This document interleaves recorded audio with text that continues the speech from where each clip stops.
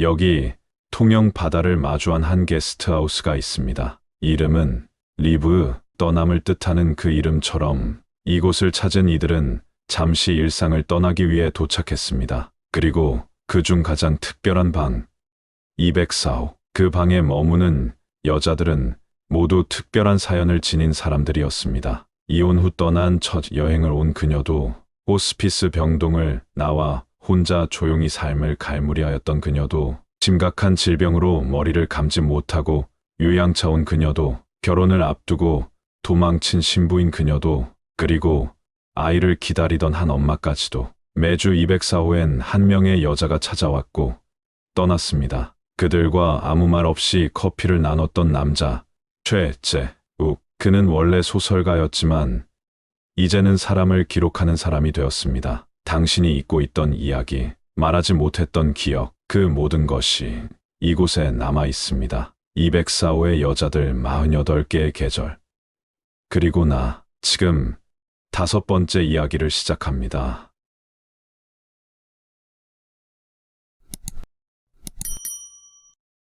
그 여자는 기차를 일부러 놓쳤습니다. 서울행 막차는 이미 떠났고 그녀는 비에 젖은 채 텅 빈 플랫폼에서 서 있었습니다. 손엔 구겨진 퇴직서, 가방 안엔 장례식용 검은 정장, 몸엔 아직 씻기지 않은 그 손의 감각이 남아 있었죠. 치매 환자의 성희롱, 병원장의 은폐, 동료의 투신, 그리고 딸의 저주 같은 한마디. 엄마, 그 손으로 나 키운 게 역겨워. 누군가에겐 직업이었고 누군가에겐 의무였고 그녀에겐 감옥이었습니다. 그 밤 그녀는 왜 손을 잡았고 왜 다시 놓았을까요? 그리고 그 손끝에 남은 마지막 기억은 무엇이었을까요? 204호에 도착한 5번째 여자, 박명희. 그녀의 일주일이 지금 시작됩니다. 봄비가 조용히 내리던 4월 첫째 주, 박명희는 통영역 앞 벤치에 앉아 있었습니다. 흠뻑 젖은 코트 자락 아래로 축축한 신발이 보였고 손에는 구겨진 기차표가 들려 있었어요. 서울행 기차는 이미 떠나고 없었습니다. 그녀는 떠나지 않았고, 아니, 어쩌면 일부러 놓쳤는지도 몰랐습니다. 바로 그날 박명희는 처음으로 도망이 아닌 잠시 멈춤을 선택했습니다. 버스 정류장에서 도남동 방향 안내를 본 명희는 본능처럼 버스에 올랐습니다. 사실 통영은 처음이었습니다. 바다가 보고 싶어서 온 것도 누가 있는 것도 아니었습니다. 그냥 아무도 나를 모르는 곳이면 좋겠다고 생각했을 뿐이었어요. 버스 안에서 그녀는 가방을 꼭 껴안았습니다. 그 안에는 갈아입을 옷 2벌, 약봉지, 그리고 구겨진 퇴직서가 들어 있었습니다. 버스에서 내린 명희는 작은 간판이 걸린 집 앞에 섰습니다. 게스트하우스 리브. 간판을 보자 SNS에 누군가 204호는 조용한 방이라고 꼭 그 방을 달라고 하세요라는 후기 글이 떠올랐습니다.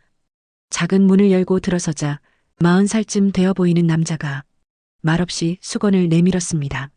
10조 방부터 안내해 드릴게요. 그 말에 명희는 눈을 잠깐 감았다가 조용히 고개를 끄덕였습니다. 그 순간 눈물이 나올 것 같았지만 참았습니다. 204호는 오래된 나무 향이 나는 방이었습니다. 작은 창문 밖으로 바다가 보였고 방 안에는 얇은 이불과 전기장판이 깔려 있었어요. 명희는 젖은 코트를 벗어걸고 침대에 몸을 누였습니다. 가방을 열자 구석에 넣어뒀던 검은색 정장이 눈에 들어왔습니다. 장례식장에서 입었던 옷이었고 거기엔 가족사진 한 장이 끼워져 있었습니다. 사진 속 남편은 웃고 있었습니다. 15해 전 그 사람은 아무 말 없이 떠났습니다. 시어머니만 나한테 맡기고. 명희는 그 생각을 하자 갑자기 어깨가 무거워졌습니다.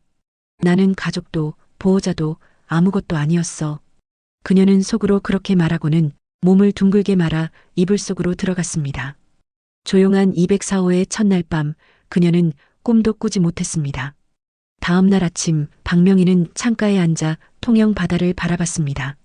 창문 너머론 잔잔한 물결이 반짝이고 있었고 어딘가선 갈매기 소리가 들려왔어요. 그녀는 테이블 위 작은 화이트보드를 보았습니다. 3월의 손님 아래 4사람의 이름이 적혀 있었고 그 아래 4월 1주차 박명희라는 글씨가 연필로 덧붙여져 있었습니다. 그녀는 조용히 속으로 중얼했습니다. 내가 5번째 손님이구나. 주방 쪽에선 커피 내리는 소리가 들렸습니다. 어제 봤던 남자, 최재욱이 조용히 머그잔을 내려놓았습니다. 오늘은 어제보다 좀 덜 춥네요. 명희는 그 말에 고개만 끄덕이며 커피를 한 모금 마셨습니다. 쓴맛이 입안 가득 퍼졌고 그제야 자신이 살아있다는 걸 느꼈습니다. 어디선가 무너지지 않으려 버티고 있던 마음이 조금 내려앉았습니다. 204호방으로 돌아온 명희는 가방 안에서 작은 봉투를 꺼냈습니다. 딸 이소연이 어린 시절에 그려줬던 그림이 들어있었습니다. 엄마랑 나랑 바다 보러 가요라고 써있는 크레파스 그림이었죠. 그림을 들여다보는 명희의 눈가에 물기가 맺혔습니다. 이젠 딸과 연락이 끊긴 지 오래였습니다. 그림 속 엄마와 아이는 손을 꼭 잡고 웃고 있었지만 지금의 그녀는 혼자였습니다. 세면대 앞에 선 명희는 거울을 오래 들여다봤습니다. 눈가에 깊게 팬 주름, 부은 눈두덩이, 굳은 턱선. 한동안 거울을 피하던 자신이 떠올랐습니다. 내 얼굴이 이렇게 변했구나. 그녀는 물을 틀고 얼굴을 여러 번 씻었습니다. 차가운 물에도 얼굴의 무거움은 쉽게 가시지 않았습니다.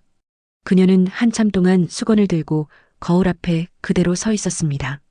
그날 밤 박명희는 불을 끄고 침대에 누웠습니다. 204호는 조용했고 고요한 밤은 마치 그녀의 마음속 같았습니다. 어두운 방 안에서 그녀는 이불을 꼭 끌어안고 있었습니다. 지금은 아무도 묻지 않았으면 좋겠어. 왜 여기 왔는지, 어디로 갈 건지. 그냥 하루만 조용히 있으면 좋겠어. 그녀는 그렇게 생각하며 눈을 감았습니다. 그날 밤 꿈은 없었지만 눈물은 천천히 베개 속으로 스며들고 있었습니다. 204호에서의 셋째 날, 박명희는 새벽에 갑자기 눈을 떴습니다. 꿈에서 어떤 손이 자신을 세게 붙잡는 장면이 나왔고 그 감각이 생생했습니다. 잠에서 깼는데도 손끝이 저릿하고 등줄기엔 식은땀이 흘렀습니다. 그녀는 조용히 욕실로 가 손을 씻었습니다. 그러나 아무리 씻어도 손끝에 남은 느낌은 사라지지 않았습니다. 그 손은 환자의 손이었고 그날 이후 명희의 삶은 완전히 달라졌습니다. 작년 겨울 새로운 치매 환자가 입원했습니다. 그는 명희를 볼 때마다 우리 마누라 왔네 하고 웃으며 다가왔습니다. 처음엔 손을 잡았고 나중엔 팔뚝을 쥐더니 결국 엉덩이를 움켜쥐었습니다. 명희는 깜짝 놀라 손을 뿌리쳤지만 그는 웃으며 말했습니다. 부끄럽긴 우리가 부부인데. 환자는 치매 말기였고 간호사는 말했습니다. 이 정도는 그냥 넘기세요. 어르신들이 다 그래요. 명희는 병동수 간호사에게 조용히 이야기했습니다. 그러나 돌아온 말은 너무나 차가웠습니다.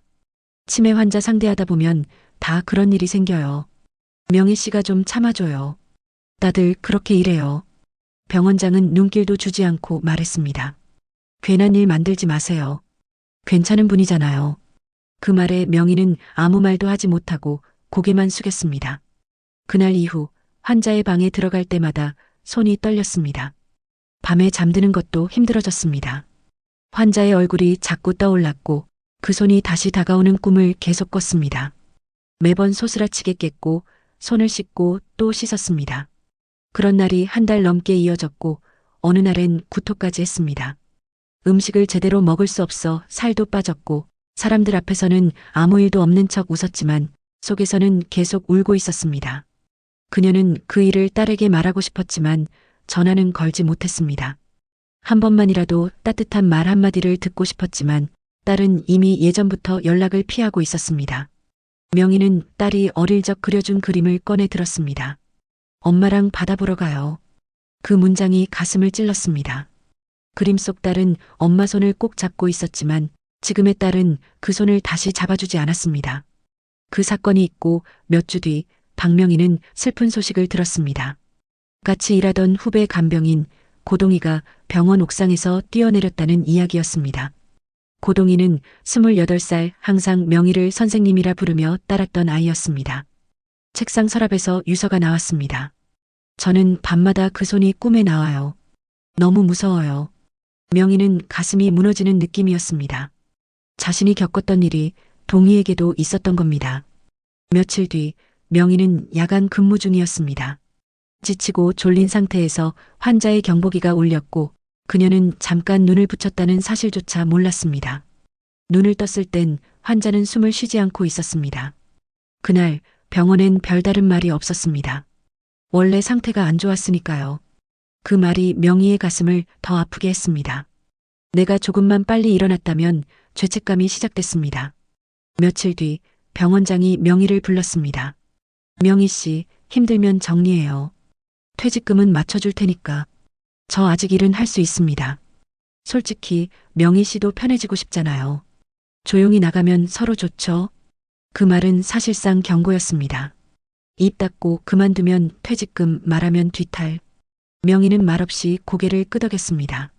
그날 그녀는 집으로 돌아와 퇴직서를 작성했습니다.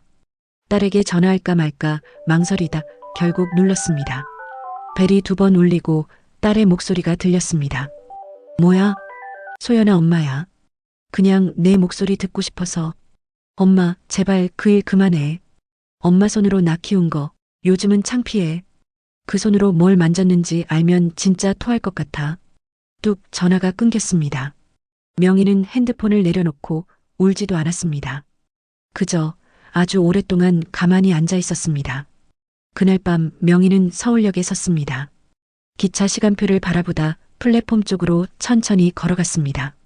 그냥 여기서 사라지면 편하겠지. 눈앞으로 기차 불빛이 다가왔고 눈이 감겼습니다. 그 순간 누군가 그녀를 강하게 붙잡았습니다. 아줌마, 위험해요. 정신을 차린 명희는 그대로 주저앉았습니다. 눈물도 나오지 않았고 다리는 힘이 풀려 움직이지 않았습니다. 그날 밤 명희는 처음으로 자신이 사라지고 싶었다는 걸 인정했습니다. 그날 새벽 박명희는 또 잠에서 깼습니다. 꿈속에서 누군가가 다가와 그녀의 엉덩이와 가슴을 꽉 잡았습니다.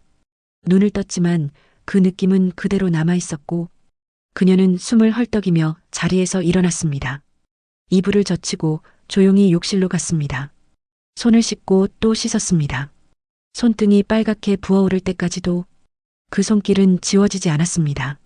아침이 되어도 그녀는 멍한 상태였습니다. 거실에 앉아 있는데 문득 벽 쪽 작은 거울에 자신의 얼굴이 비쳤습니다. 눈밑은 퀭했고 입꼬리는 내려가 있었습니다. 거울을 똑바로 보다가 그녀는 작은 소리로 말했습니다. 왜 이렇게 늙었지 내가. 그 순간 다시 그 환자의 웃음소리가 귀에 맴돌았습니다. 우리 마누라 이쁘네. 명희는 주방으로 가 물을 한 잔 마셨습니다. 그러다 무심코 손을 들어 올리다 놀랐습니다. 자신도 모르게 허벅지를 움켜쥐는 동작을 하고 있었던 것입니다. 아니야, 아니야. 그녀는 얼른 손을 떼고 뒤로 물러섰습니다. 자신의 손이 스스로를 아프게 하는 것을 보고 더 이상 숨길 수 없다는 걸 느꼈습니다. 과거의 손은 끝났지만 지금은 그 기억이 스스로를 잡고 있었습니다. 점심 무렵 거실에 커피 향이 퍼졌습니다. 최재욱이 말없이 커피를 내려놓고 방으로 돌아갔습니다. 명희는 조용히 머그잔을 들고 한 모금 마셨습니다. 쓴맛이 목을 타고 내려가는 동안 그녀는 자신이 이 집에 도착한 날을 떠올렸습니다. 아무도 묻지 않았고 아무도 기대하지 않았던 그 하루. 그런데 지금 커피 한 잔이 따뜻하다고 느껴지는 게 조금 이상하게 느껴졌습니다. 그녀는 조용히 종이에 무언가를 적기 시작했습니다. 나는 사람을 돌보는 사람이었지만 나 자신을 돌보진 못했다. 그 글을 적는 순간 명희의 눈에 눈물이 고였습니다. 돌봄은 사랑이라고 말했지만 정작 자신은 한 번도 돌봄을 받아본 적이 없었습니다. 그리고 지금 처음으로 그런 생각이 들었습니다. 내가 이렇게 아팠구나. 종이는 조용히 테이블 위에 놓였습니다. 그날 밤 박명희는 방에 불을 끄고도 잠들 수 없었습니다. 자꾸 눈물이 맺히고 가슴이 쿡쿡 아팠습니다. 이불을 덮은 채 한참을 울고 있던 그녀는 갑자기 방을 나섰습니다. 거실에 불이 꺼져 있었고 주방 한쪽에서 작은 스탠드 불빛이 켜져 있었습니다. 최재욱이 조용히 책을 읽고 있다가 고개를 들었습니다. 명희는 떨리는 목소리로 말했습니다. 누가 나 좀 안아줬으면 좋겠어요. 최재욱은 책을 덮고 천천히 일어났습니다. 명희는 그를 바라보다 살며시 손을 잡았습니다. 그녀의 손은 차가웠고 떨리고 있었습니다. 오늘 밤만 아무 말 없이 그냥 사람처럼 대하고 싶어요. 그녀는 그 손을 꼭 잡고 자신의 방 문 앞까지 그를 데려왔습니다. 두 사람은 문 앞에 서 있었습니다. 숨소리조차 조용했습니다. 그 순간 최재욱은 걸음을 멈췄습니다. 그리고 천천히 명희의 손을 풀었습니다. 명희 씨. 그의 목소리는 낮았지만 단호했습니다. 지금 명희 씨는 외로워서 그러는 거예요. 사랑받고 싶어서가 아니라 사라지고 싶지 않아서예요. 명희는 고개를 들지 못하고 가만히 서 있었습니다. 그녀의 어깨가 천천히 흔들렸습니다. 그럴 때 아무한테나 기대면 더 외로워질 수 있어요. 재욱은 조용히 뒤로 물러섰습니다. 그래도 오늘 밤만은 명희 씨를 지켜주고 싶어요. 누구에게도 휘둘리지 않는 사람으로요. 그 말에 명희는 이마를 손으로 가렸습니다. 울음이 터지려는 걸 억누르듯 그녀는 천천히 문을 열고 방 안으로 들어갔습니다. 방 안은 조용했습니다. 문을 닫고 나자 명희는 등 뒤에서 무너졌습니다. 바닥에 주저앉아 이불을 끌어안고 엉엉 울었습니다. 누구도 자기를 건드리지 않았던 밤, 그래서 더 아프고 더 따뜻했던 밤. 그녀는 처음으로 자신이 지켜졌구나라고 느꼈습니다. 204호의 그 밤은 그렇게 흘러갔습니다. 아침 박명희는 핸드폰을 켰습니다. 문자 하나가 와 있었습니다. 최근 사망사고 관련하여 감사실 출석 바랍니다. 보낸 이는 병원 감사팀이었습니다. 그 문장을 보는 순간 손이 덜덜 떨렸습니다. 기차역에서 놓친 것이 기회였을까? 도망이었을까? 하지만 이제 더는 피할 수 없었습니다. 그녀는 조용히 입술을 깨물었습니다. 거실에선 최재욱이 커피를 내리고 있었습니다. 명희는 천천히 다가가 말했습니다. 병원에서 감사실 출석하래요. 재욱은 말없이 고개를 끄덕였습니다. 가야 할까요? 명희의 눈엔 두려움과 후회가 섞여 있었습니다. 재욱은 말했습니다. 지금 명희 씨가 어떤 결정을 해도 난 그걸 지지해요. 근데 명희 씨가 스스로를 미워하지만 않았으면 좋겠어요. 명희는 통영 바다 앞 벤치에 앉았습니다. 잔잔한 물결이 바위에 부딪히고 있었고 멀리 낚싯배 한 척이 흔들리고 있었습니다. 그녀는 조용히 입을 열었습니다. 그때 그냥 참지 말걸. 그 손을 뿌리쳤어야 했는데 아무 말도 못하고 그냥 씻고 참기만 했어. 혼잣말은 바다로 스며들 듯 퍼졌습니다. 명희는 핸드폰을 꺼내 문자창을 열었습니다. 딸 이소연의 번호는 그대로 저장되어 있었고 그녀는 손가락으로 천천히 글을 써내려갔습니다. 소연아, 엄마가 왜 그 손을 밀쳐내지 못했는지 이제는 말해주고 싶다. 그날 내가 울지 않아서 지금까지 울고 있는 거야. 보내기는 누르지 않았지만 그 문자를 쓰는 것만으로도 가슴이 조금 풀렸습니다. 그날 오후 명희는 통영 시외버스터미널에 들렀습니다. 서울행 버스 시간표를 확인했지만 표는 사지 않았습니다. 손에 들린 시간표를 보며 그녀는 생각했습니다. 이번엔 내가 정해야 해. 어디로 갈지도 어떻게 설까도. 시간표를 가방 안에 조심스럽게 넣고 그녀는 다시 게스트하우스 204호로 돌아왔습니다. 이번엔 도망이 아니라 준비였습니다. 204호 마지막 밤 박명희는 조용히 글을 쓰고 있었습니다. 흰 종이 위에 또박또박 흔들리는 글씨로 써내려갔습니다. 재욱 씨, 처음엔 그냥 살고 싶어서 왔어요. 아무도 묻지 않고 아무도 기대하지 않는 곳이면 좋겠다고 생각했어요. 그런데 여기선 커피가 따뜻했고 말 없는 위로가 있었어요. 고마웠습니다. 글을 다 쓴 그녀는 조용히 웃었습니다. 이튿날 아침 명희는 통영역 플랫폼에 서 있었습니다. 이번엔 기차를 놓치지 않았습니다.